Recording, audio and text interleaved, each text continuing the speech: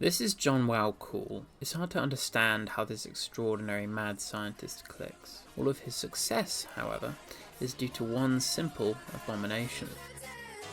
Silly bird. Is that the fucking doctor? Yeah, I might not be that good at math, but 1 grenade and 100 explosive barrels sounds like a lot of fun. Let's go. You might have seen this guy before, minus the scrolling at interesting hours of the day. He'd bless your timeline with an enthusiastic wee that would burn your already scorched brain tissue. On the other side of such wholesome content, however, is something slightly more sinister.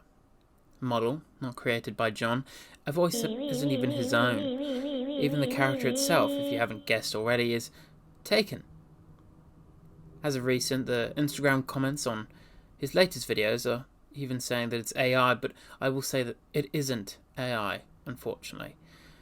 But it is yoinked straight from a not-so-wholesome manga, as the cadence of these reels may suggest.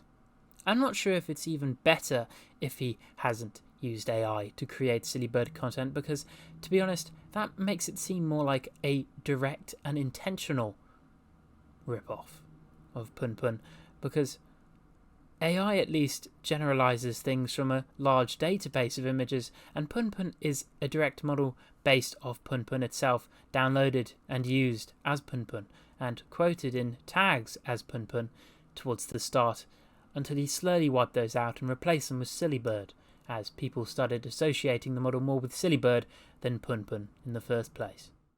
I'm getting lightheaded.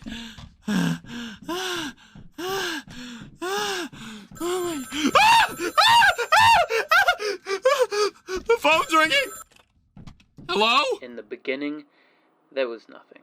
Yes, in the beginning there really was nothing, but suddenly, leaves. Instead of Adam, it was John, surprisingly. Don't know how the Bible got that one wrong. Apparently John was super excited by these purple leaves, perhaps to the point where he said, "Wow, cool," and such became his name. John. Wow, cool. Unfortunately, John was kicked out of the immortal garden of purple leaves Eden onto Earth. This is him having his atoms rearranged by the big God for sinning. Not sure what he did up there, but it must have been so life-changing that when he landed on Earth, he chose the path of a fashion guru. This cat face was his signature thing before punpun. It will come up again. You may also notice that he has a love for over-editing things. Making stuff trippy, weird, or nonsensical is his thing. At least for now. These are some of his friends, edited in bizarre ways. This habit also made him quick to supply a few interestingly put together promotional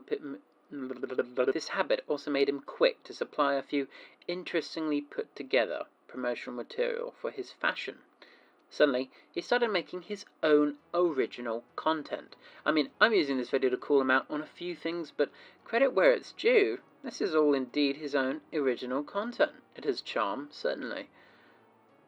It reminds me of early YouTube animations. Every single storyline he implements has one character who is a completely innocent person and some other person who represents a great evil. The conflict between the two characters is milked until the udders get crusty and the viewer is beginning to show signs of rigor mortis. But all in all, it is original. Shit out of your fucking gray ass. I'm gonna beat you up. I'm gonna beat you up. I'm gonna beat you up. I'm gonna beat you up. Fucking 4 eyes. Can you even see me with those glasses? I'm not even wearing glasses. So, I just want to go to my house. really the question to ask is, what happened? How did it go from charming, if not a little unsettling and confusing videos, to alleged plagiarism?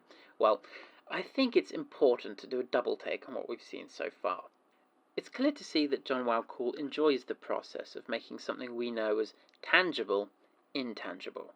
His friends, his fashion side hustle, the little videos he's made, they are all put through an aesthetic filter of some kind, without any particular meaning behind it, and posted online. John enjoys the aesthetic. To him, content is not painting on a canvas as an artist might. It's more like chucking things into a machine and seeing what happens.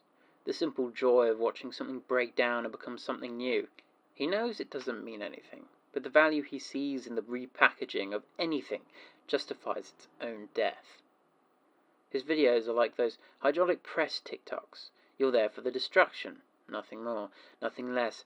It is strange, then, that John latches onto the idea that he directed, wrote, and edited this Gmod short, like a film student, clinging onto whatever he can in order to be noticed and given value by others, despite destruction being his kind of thing.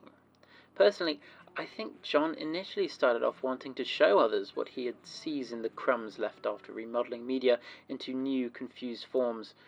He pursued that with the purest of intentions at the time. That was until NFTs. I know, I'm not CoffeeZilla, and I'm glad that's the case, because he's getting sued right now.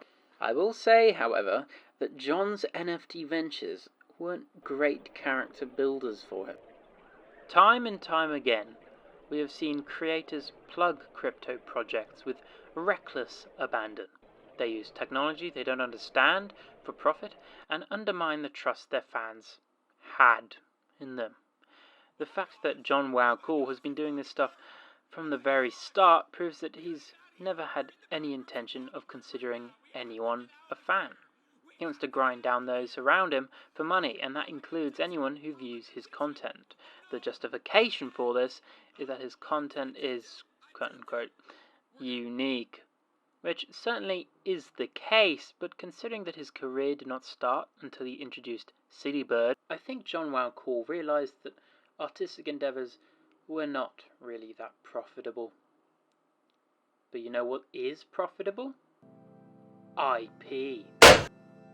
Birthday to me! Yeah! We did it! We did it! We survived another year! Woo! Oh man, this is so much fun. I'm so glad I'm spending it.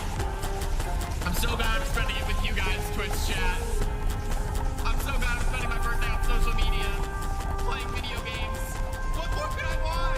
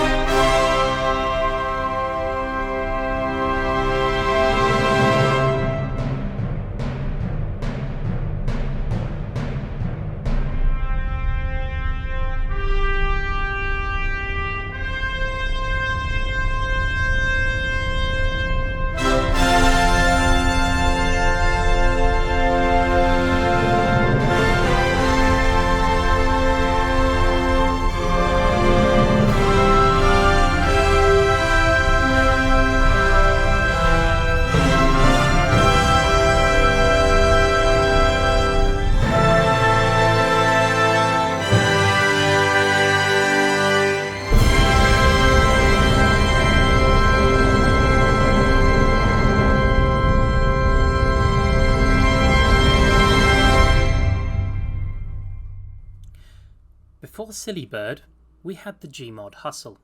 Despite all the commenters hating on John for using AI art in current year, they haven't realised he's been doing it from the start. He slowly transitioned from AI art into the aforementioned short films made in Gmod and then onto Silly-Bird. John recognised the spike in views from the Gmod content, and rather than treating this as an opportunity to create novel ideas within the game, he pushed forward with a line of merchandise that sole value was in the image it holds. Quite literally, there is no room for anything original on the jacket, for the PNG has been stretched entirely along its puffy mass. John has ended up devoting a lot of his time turning the emotions these original pieces give us into a nice money pile for him. I don't think I need to speak much more on the ethics of AI or on stealing IP, but I will add another segment about punpun specifically. You may already know if you're one of my subscribers, but punpun is one of the areas of content that I also dip my toes in. I've made videos and animations about punpun, expressing quite openly that I don't own it and I'm not profiting off it. A lot of people might think that John somehow doesn't need to express that Silly-Bird is not his own creation. After all, he's twisted it into a manner very different from the source material, made it his own. Unfortunately, I have no expertise legally, but I will say that Sillybird, to me at least, is not even a character. He has character, he has charm, he has attributes, he's a silly bird. And this is expressed in every one of those reels, every one piece of that content that he makes. All of these variations of the base silly bird, sweetie bird, for instance, fit their attribute incredibly well. Characters evolve over a narrative. They aren't perfect. If anything, their struggle is what defines them as characters. John has decided that to entice people into a world outside of their own, twisting punpun to be overly positive to a cringe-inducing degree is somehow the answer. He's turned a character into a mascot, a brand. When you watch his content, he is selling a comedically stupid caricature of children's television. You can see this energy reflected in his streaming content. By capturing this childish energy, he can get away with selling shirts and hoodies for absurd amounts of money that look designed by a 7-year-old. Sillybird is his Mickey Mouse, and like them, he's holding on to the IP of what he feels he has created as much as possible. Unlike Disney though, punpun was never his to begin with. There's probably more here that I haven't been able to unpack, and I'm not even a proper journalist on this situation. I hope I've spread awareness on it, but I don't have the ability to get an interview or anything spectacular. I'm just literally viewing what he's posted. Don't harass him personally. No doxing, people. I don't know if this will even get views. I don't have many subscribers, and I'm not used to policing reckless behaviour from them, so please don't go buck wild. Thanks. Like and subscribe, I suppose. I don't upload often, because I've given up on YouTube a little bit, but if I see the beautiful numbers rise, perhaps there is a chance that I'll wake up from my figurative coma. Thanks for watching. Is that the fucking doctor? Woolworths, shame it closed. Best prices in Gloucestershire.